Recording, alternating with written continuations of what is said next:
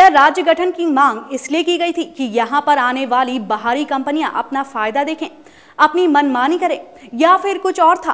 राजधानी में प्रदर्शन कर रहे रॉकपेन सत्यम फैक्ट्री कर्मचारियों के साथ तो कुछ ऐसा ही हो रहा है, जहां कंपनी प्रबंधन की मनमानी खुलकर सामने आई है।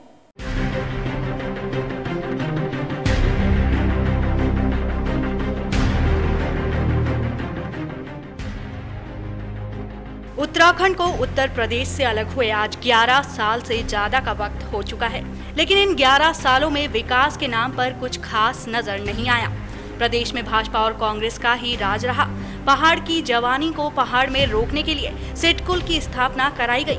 यहां कंपनियों को उद्योग स्थापित कराने के लिए बड़े पैमाने पर रियायत दी गई, लेकिन जब इन कंपनियों में स्थानीय युवाओं को रोजगार देने की बारी आई तो इन कंपनियों ने अपने ही नियम कानून बना दिए। हरिद्वार सिडकुल स्थित रॉकमेन और सत्यम ऑटो कंपनी पर तो यहां के कर्मचारियों ने खुलकर अनियमितताओं के आरोप लगाए हैं। कंपनी कर्मचारियों का कहना है कि ITI करने के बाद जो भी युवक यहां नौकरी पर लगते हैं उनसे 2 साल की ट्रेनिंग कराई जाती है, जबकि ऐसा कोई नियम ही नहीं है। साथ ही नाम मात्र का वेतन दिया जाता है, जो कि नियम के विरुद्ध है। सर, जैसे कि ITI करके आते हैं लड़के, उसके बाद अप्रेंटिस करता है लड़का 1 साल की, लेकिन जैसा कंपनी में आते हैं उसके बाद कंपनी भी जो है 2 साल की ट्रेनिंग कराती है, जो कि ये कोई नियम नहीं है, कोई ऐसा गैरकानूनी है। उसके बाद भी उसका एक्सपीरियंस रहा और 2 साल रहा है ITI वगैरह, उसके अलावा भी मतलब उसे जो वेतन नहीं मिल पाता ढंग से, यानी कि उसका जो काम करने का जो एक्सपीरियंस हुआ भी हुआ, और जो बिना ITI वाला लड़का हो उसमें कोई अंतर नहीं है। सर, मेन कारण ये नहीं है कि जैसे कि मान लो वेतन वृद्धि थी, वेतन वृद्धि की मांग रखी है, उसके जो उसी द्वेष भावना से लड़कों को निकाला गया है।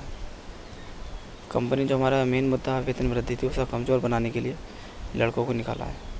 ये जो है हमारी कंपनी में ये ITI वाले जो हैं उन्हें रख रही है कंपनी, उन्हें 2 साल की ट्रेनिंग, उनके लिए 2 साल की ट्रेनिंग कर रही है, ये लागू नहीं है। तो आप मानते हैं कि ये गैरकानूनी तरीके से? हाँ जी, ये गैरकानूनी तरीके से अब काम करवा रहे हैं। तो आपको जो है वो निकालने का एक मेन कारण ये रहा है? हाँ जी, वो तो हमें यही कारण रहा है मेन। हमने उसका विरोध किया तो उसका ही कारण नहीं रहा कि हमें निकाले।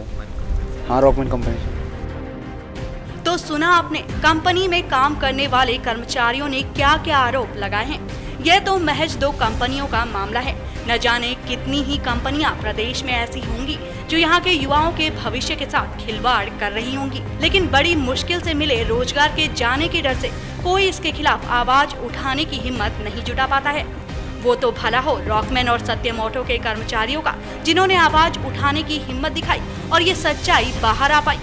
इसके बाद भी यदि सरकार इन कंपनियों के खिलाफ कोई कदम नहीं उठाती तो यहाँ के युवाओं का इस तरह का शोषण हमेशा होता रहेगा। सौभाग्य मिथिला उत्तराखंड के लिए देहरादून से अवनीश गुप्ता और गौरव शर्मा की रिपोर्ट। पिछले 1 महीने से हरिद्वार की रॉकमेन और सत्यम कंपनी के कर्मचारी लगातार दून के परेड मैदान में धरना प्रदर्शन कर सरकार से मदद की गुहार लगा रहे हैं, लेकिन अब तक भी किसी का ध्यान इन कर्मचारियों की मांगों की ओर नहीं गया है। कंपनी प्रशासन के खिलाफ धरना प्रदर्शन कर रहे रॉकमेन और सत्यम कंपनी के कर्मचारियों के आंदोलन को लेकर जब हमने कांग्रेस प्रदेश उपाध्यक्ष सूर्यकांत धस्माना से बात की तो वे पल्ला झाड़ते नजर आए। क्या कहना था कांग्रेस प्रदेश उपाध्यक्ष सूर्यकांत धस्माना का, जानते हैं हमारी इस रिपोर्ट में।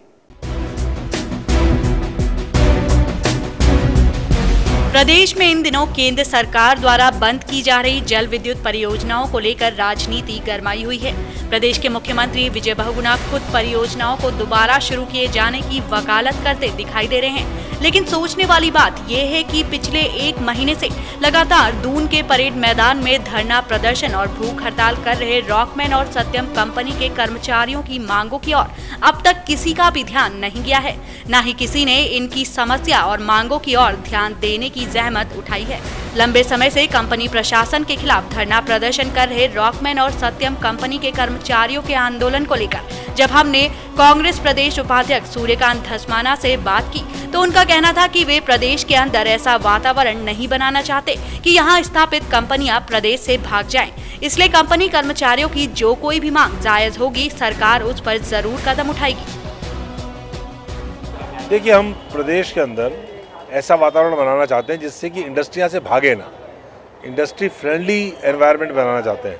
लेकिन इंडस्ट्री फ्रेंडली एनवायरनमेंट का मतलब ये नहीं है कि इंडस्ट्रीज जो हैं वो यहाँ के वर्कर्स का शोषण करें।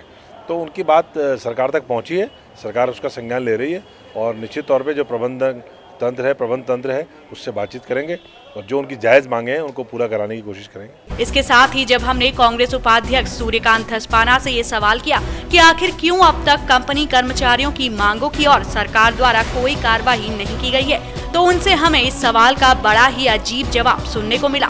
इस सवाल के जवाब में उनका कहना था कि अब तक कर्मचारियों ने अपनी समस्याओं को लेकर सरकार के समक्ष गुहार ही नहीं लगाई है। ऐसे में सरकार कैसे कदम उठाएगी? अभी उन्होंने ठीक से अप्रोच नहीं किया, ठीक से उचित जगह पर जाकर के अपनी बात कहेंगे तो सरकार तो हर भूख हड़ताल में पहुँचती नहीं कि भूख हड़ताल में जाके पहुँच जाए। तो वो लोग आवे, बातचीत करें और सरकार प्रयास करेगी। बहरहाल ये जवाब वाकई में चौंकाने वाला जवाब था। पिछले कई दिनों से लगातार कंपनी कर्मचारी अपनी विभिन्न मांगों को लेकर दून के परेड मैदान में धरना प्रदर्शन कर रहे हैं, लेकिन कांग्रेस अब भी ये कहकर अपना पल्ला झाड़ रही है कि कर्मचारियों ने उनके समक्ष गुहार ही नहीं लगाई। खैर, हम तो यही कहेंगे कि वोट मांगते समय जनता के घरों तक पहुँचने वाले राजनीतिक दल जनता की समस्या सुनने उन तक क्यों नहीं पहुँच पाते। सौभाग्य मिथिला उत्तराखंड के लिए देहरादून से अवनीश गुप्ता और गौरव शर्मा की रिपोर्ट। फिलहाल वक्त हो चला एक ब्रेक का। ब्रेक के बाद आपको दिखाएंगे प्रदेश से जुड़े कुछ और मुद्दे।